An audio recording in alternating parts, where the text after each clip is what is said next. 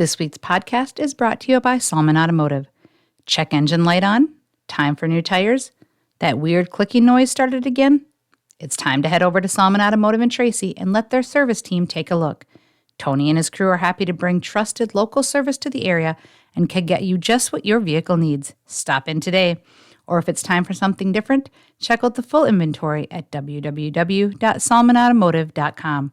Salmon Automotive in Tracy. Experience the local difference. We're at another edition of the Headlight Herald. This is Per. I will be your host for the next half hour or so. With me today is Gavin VanMoer. Thanks for joining us, Gavin. Thank you very much. All right, let's get to know Gavin VanMoer a little bit.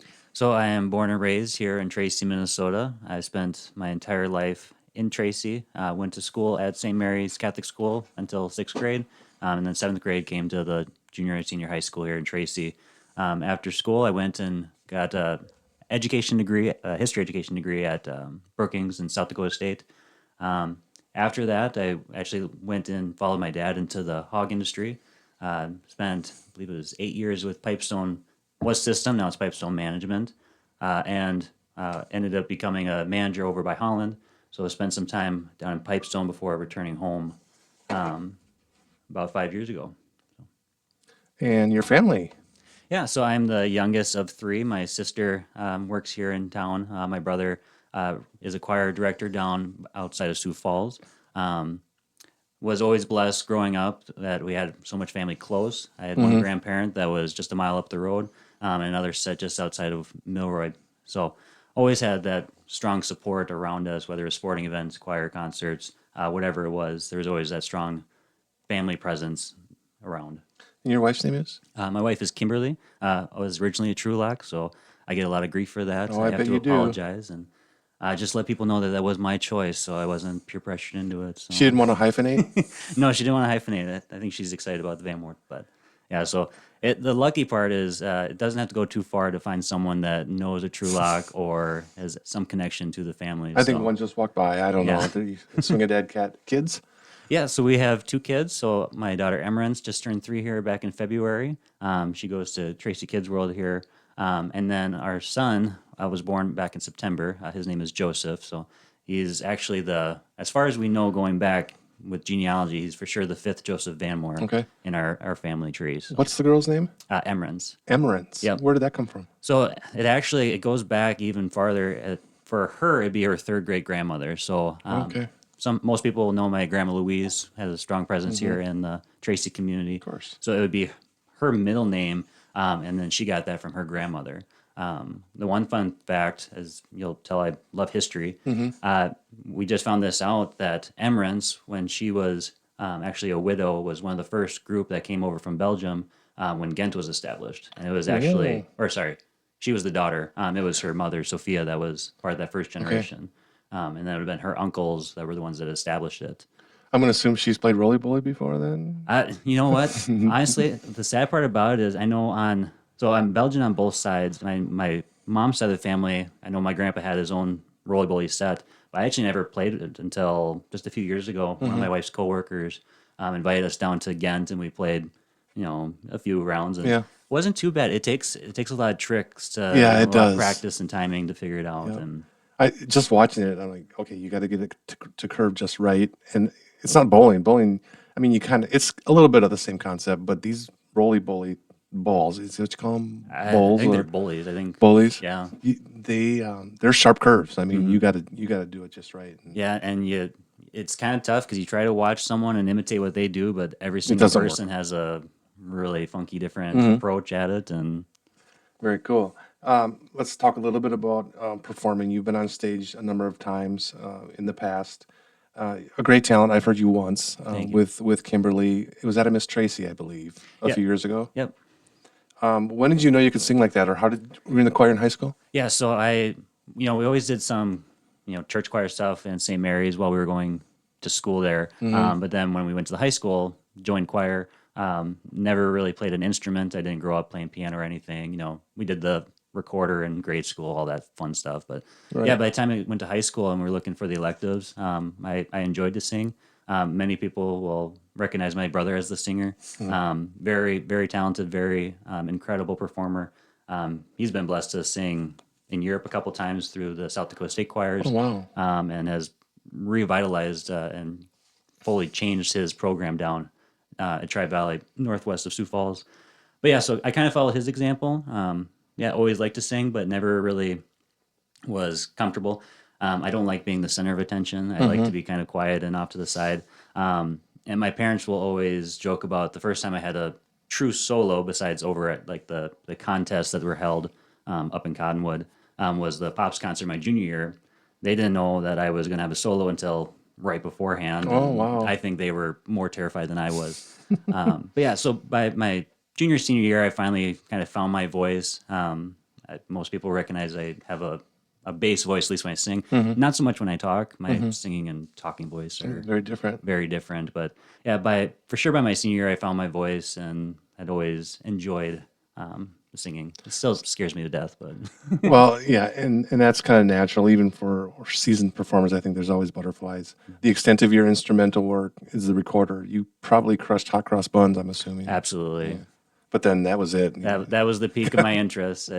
I found out a lot of times being the youngest that some of the things don't always translate because both my older siblings did piano lessons. Apparently, I didn't have the interest. My parents were just, You don't want to, you don't want to? Doesn't want to, yeah. No forcing you to do it. No. And you're an author too. I just learned that in our pre-discussion here. Tell me about that. Yeah, so like I said, my degree is in history education. So the technical way it was split up is South Dakota State doesn't have an education major. So you would major in what you would teach. So for me, I was going to teach social studies and history. So I got a degree in history, and then you kind of have like a second major through the education program. So you specialize in education. And kind of when I started back then, especially with history, this is the year after my Grandpa Bernie had passed away.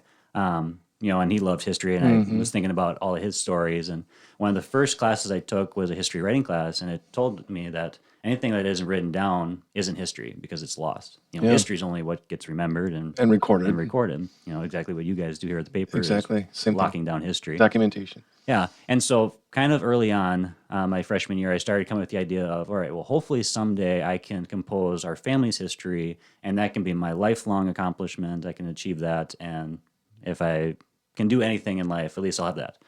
Well, long story short, about 4 or 5 years later, I completed our family history book. It's called 1910.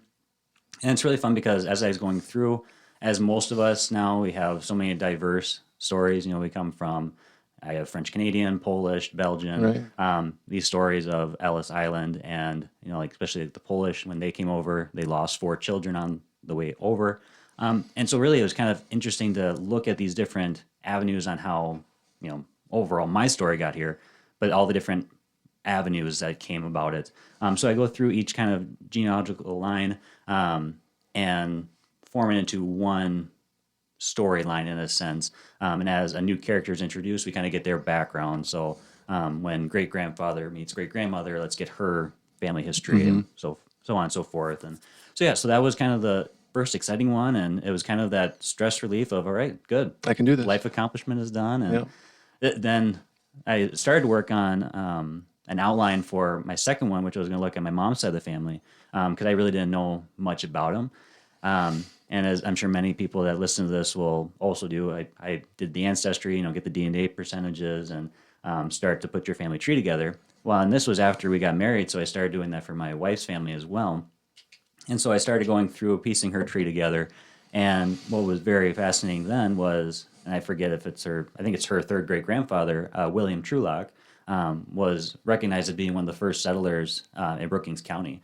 And basically what happened was it was still Dakota territory, went up to Lake Hendricks, which is right on the state border, and apparently just drifted too far. Oh. But so it had this incredible outline of his story about him coming over right after the Civil War with his brothers, venturing off on his own, establishing this homestead. And then he actually interacted and lived with some of the local natives, spoke the Lakota language, and then kind of how that homestead was established and got that recognition. So I took that. That became my second one, very short book. And then my third one I just released, I think it was 3 years ago now. It was the first time I ventured off into writing about my faith. As most people know me, my Catholic faith is the main characteristic that people would describe me with and would recognize about me. And what's interesting is I never felt worthy or qualified to write it. But after years of having these different lessons, I started thinking, you know what? Every single year I have these lessons that I kind of have to reinvent and rethink about. And it started became an activity right away of just recording the lessons that I was teaching. Well, as we were going through that, I started to view this big picture on these three basic steps that we always teach on how to reignite our relationship with God. And so that's where the title for that one is Shine Through the Darkness. And it just goes through the three steps that we all can take easily to reignite Christ light in our life and to, shine through the darkness when we get, stuck in our sins, stuck in our failures, and find new life in God. So these books were very personal, right? And that it's about you. Well, the third one's kind of about you and your in what's in your heart, but the first two were about your family and the genealogy aspect. That's really neat.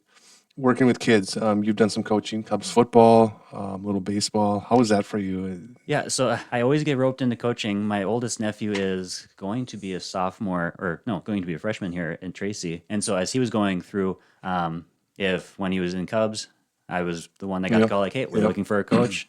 Perfect. When he's going through summer rec baseball, hey, we're looking for a coach. We know It's you. We know Ethan's uncle likes to coach.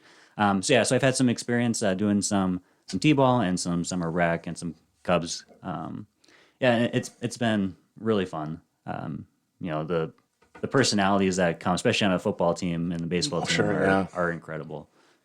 Well, the reason we're here today and you've joined us is you are going to be the new principal at St. Mary's School. Very exciting news.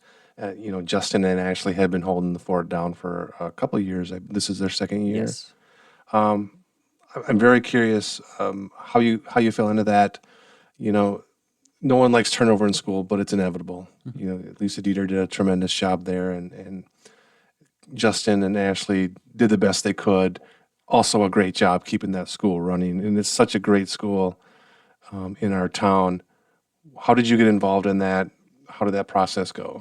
Yeah, so kind of a background on the position. So when Lisa stepped down, and the big picture too, if people are unfamiliar. So in our church, we're part of an area faith community. We're part of a community with Milroy, Marshall, Cottonwood, and then of course us here in Tracy. And so when we became that big area faith community, we then had a shared, two schools for once in the same, with the same pastor overhead. And so when Lisa stepped down, it gave us the opportunity to bring Justin Ashley. And that was, I believe, when Justin first elevated to what his role is as Dean of Students and kind of have that two-headed monster for the administrative role. But of course, with that, then they're bouncing between the two locations. And that's tough. And that's very tough, especially Marshall Holy Redeemer is rapidly growing. I think I just talked with Ashley. She said it's the fifth largest Catholic school that doesn't have a high school attached to it in the state of Minnesota. You're kidding. So really? it's, I know they said, I think like 317 students, I think Well, is what they're Tara's expecting. daughter is this is her final year at Holy, so Tara's very familiar with that growth. But I didn't know there were so few and that had that connectivity with the high school, Yeah, or yeah. the grade school, And public school. I don't know exactly what the numbers are statewide. Obviously, we're you get around Lyon County, we have a lot of strong Catholic school presence between Wabasso, Minneota, Marshall, and of course us here in Tracy. But yeah, so the opportunity came where we wanted to kind of get back to having that part-time administrative role, the way Lisa was set up. So Lisa would be the administrator, but also teach some classes to fill out the full-time position. And that's what you'll be doing. You'll be teaching too, or So the way mine was laid out is so I will be half-time administrator, but I'm also half-time director of religious education for our area faith community. So I'll be in charge of sacramental prep and the Wednesday night faith formations in all four communities. Like I said, Marshall, Cottonwood, Milroy, and Tracy. so will you be hopping around too? Yep. It sounds like For maybe the- not as much as those two, but For the faith formation aspect, and that's Okay. where I always feel silly because like my wife will ask me questions on, well, how often can we be here or there? I'm like, I don't know, and it's kind of the exciting part, and it'll have the ebbs and flow. So like right now we're in the sacramental prep of getting ready for First Communion. We just had confirmation a few weeks ago. So the spring will definitely be more heavy on the faith formation side of it, but my presence will be consistent throughout the school year at St. Mary's School. I can hear in your voice you're very excited about this. Very excited. And looking forward to July can't come fast enough for you. That's going to be so fun. And we got to talk about St. Mary's School in general, Gavin. it's such a great community, that school. What makes it so wonderful? I mean, I know their motto, and I think enter to learn, exit to serve, Yep. which is beautiful.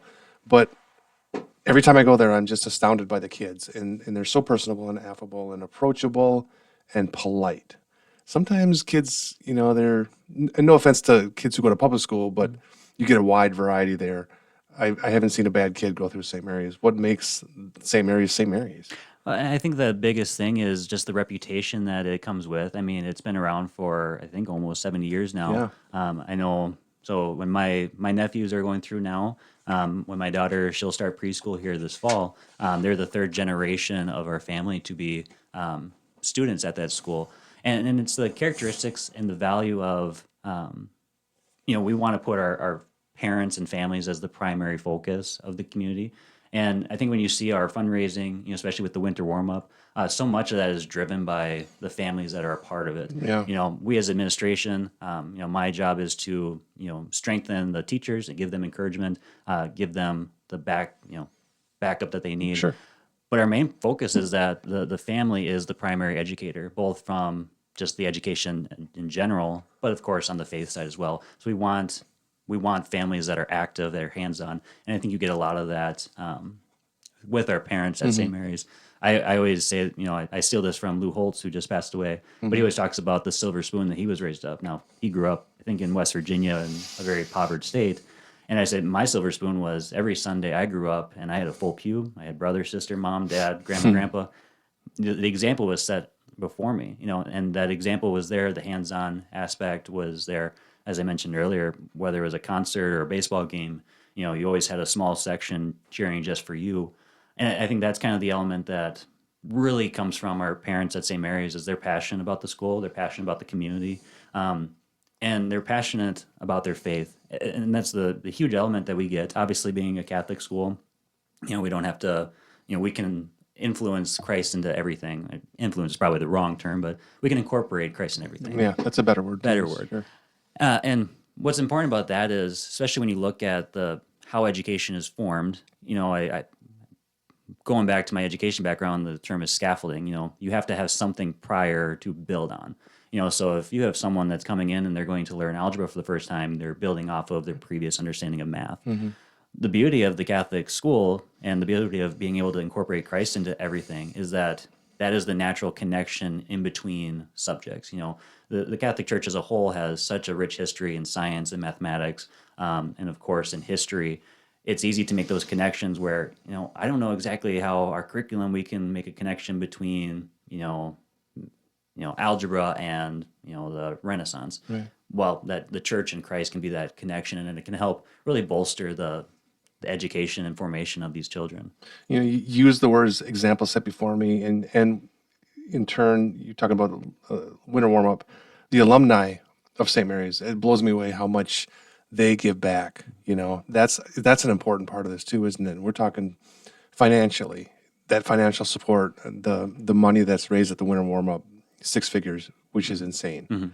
Talk about the alumni a little bit and what that means. You're one of them. Yeah, obviously my whole family is alumni. Your whole family, yeah. And even my dad's siblings, they all went through the school there. And yeah, our alumni are incredible. And there's definitely that pride of what they gained and their experiences of going through St. Mary's.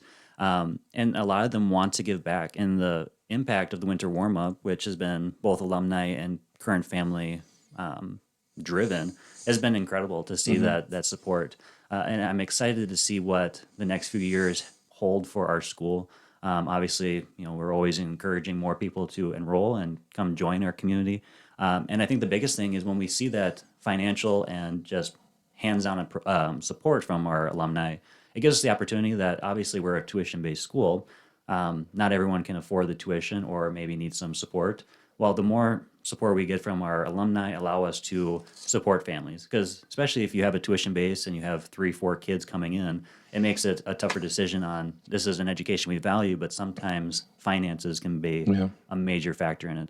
So I think that's one of our driving forces is we want to share our community with as many people as possible that support our mission and want to be a part of our goals at St. Mary's. And then having that alumni base to want to be able to support the kids that maybe come from a more financial struggle, and we have other resources as well, to make sure that every kid can get a good, thorough Catholic education at St. Mary's. You need that alumni support with such a small school, don't you? I mean, one of the benefits, I believe, and I hope I'm not speaking out of turn, of St. Mary's is that student-teacher ratio pretty darn good, and some of these classes are small. I know there's some that they get bigger, it ebbs and flows, Yeah. right? But that the intimacy and the smallness, it kind of works two ways. It's nice to have that student-teacher ratio, but if you don't have alumni support, you'll feel it because there's just, there's so few kids, maybe let's say compared to Holy in Marshall.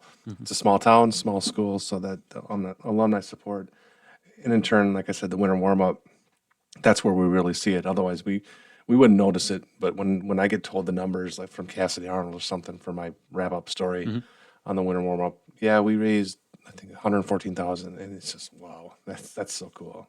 Yeah, numbers that, I mean, everyone that went to school around, the same time as me, we were, selling candy and selling magazines. That's the old yet. school way of doing it. And when this first came around, it was kind of all right, we're going to try to clean up some of this, and because people don't want a little kid knocking on their doorstep 5 times a year trying to sell them something, and I'm not sure, I wasn't there when they initially had the discussions. I don't know what their goals are, but I can almost guarantee that this has blown it out of the water. And they're exceeding those goals, and they're raising more every year. Yeah, and the support, I think, what was the number this year? Is like 30 more sponsors and Yep. donors, and the increase goes up and the support goes up, and yeah, it's just an incredible, I don't know, witness to be able to see it happen, because you see it in other communities where my dad always told a story of a community doing a fundraiser and someone would buy a Snickers bar for $500. It's like, well, that's a good sign that it's a healthy fundraiser, and we've started to get that at the winter warm-up, where I think Katie Lanew's Special K bars went for $1,000. Yeah, And the golden shovel. Yeah. I mean, you buy it, you never use it because it's symbolic, and then you sign it, and it goes for $700 or $1,000. yeah, They don't want the shovel; they want the money for the kids. Or Exactly. they want to give the money for the kids. exactly. And you talked about just the overall how the kids are in the community, and I think that's such a strong reputation that St. Mary's has. I know growing up, we always talked about St. Mary's kids were always top of the class or valedictorians. I don't know the numbers or statistics behind that, but I know a few years ago it was presented to us as a council where at the beginning of the school year, like 60% of the students were already meeting the state standards before the school year even started.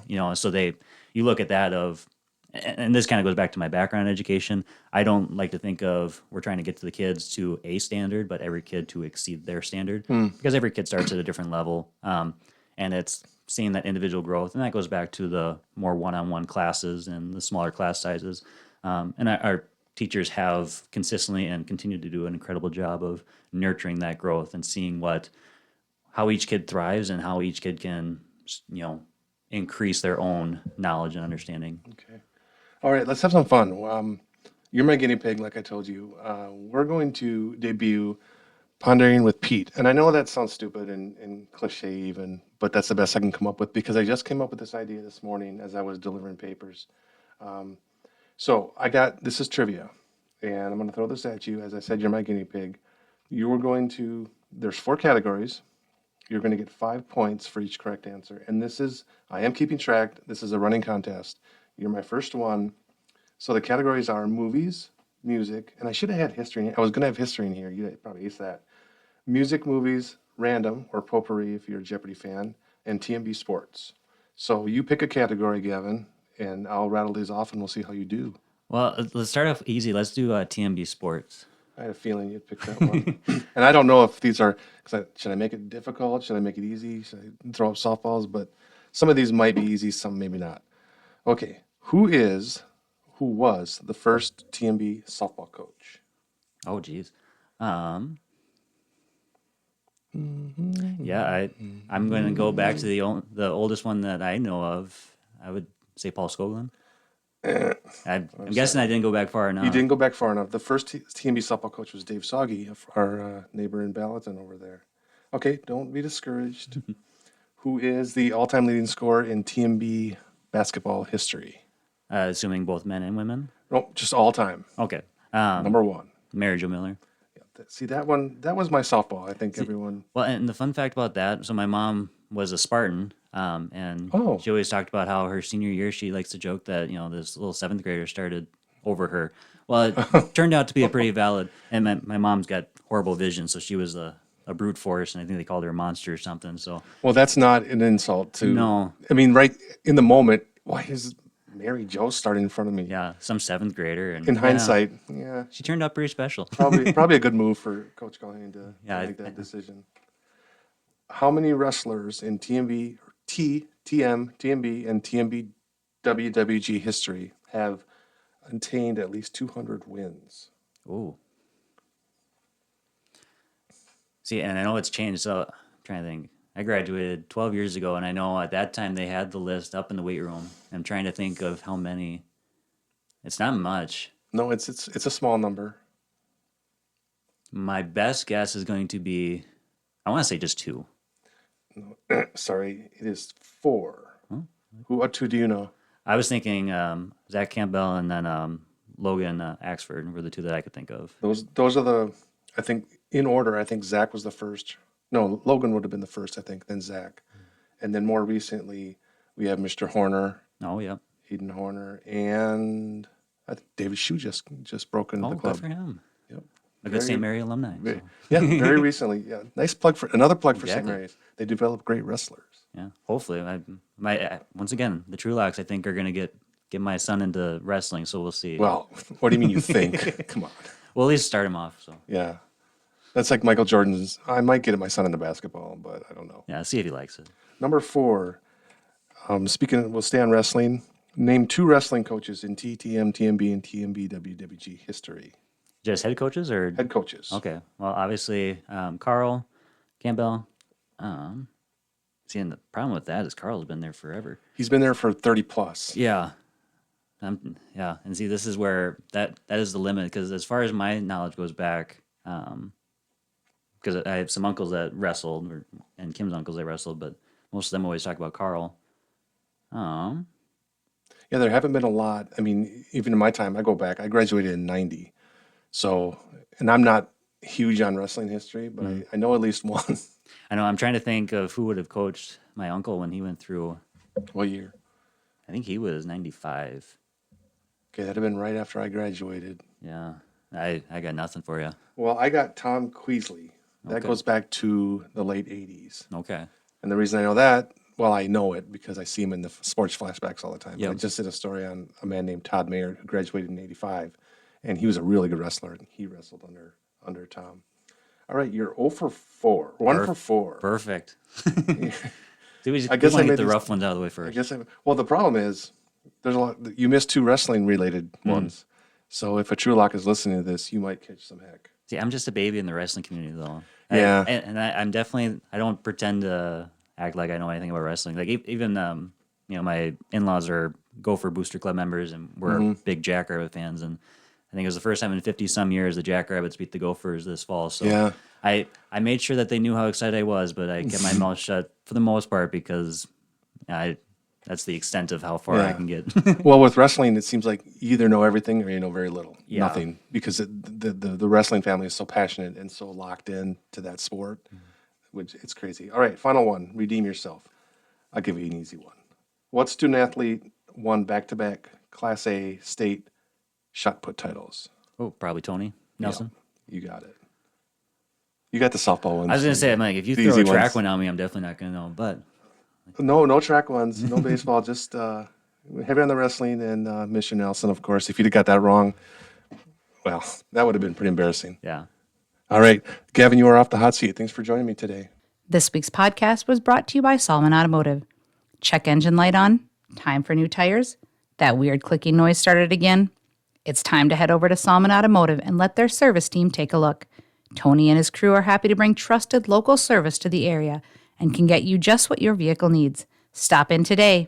Or if it's time for something different, check out the full inventory online at www.solomonautomotive.com. Solomon Automotive in Tracy. Experience the local difference.